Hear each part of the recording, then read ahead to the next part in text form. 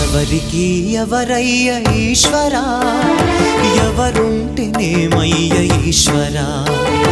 ఎవరికి ఎవరయ్య ఈశ్వరా, ఎవరుంటేనేమయ్య ఈశ్వరా.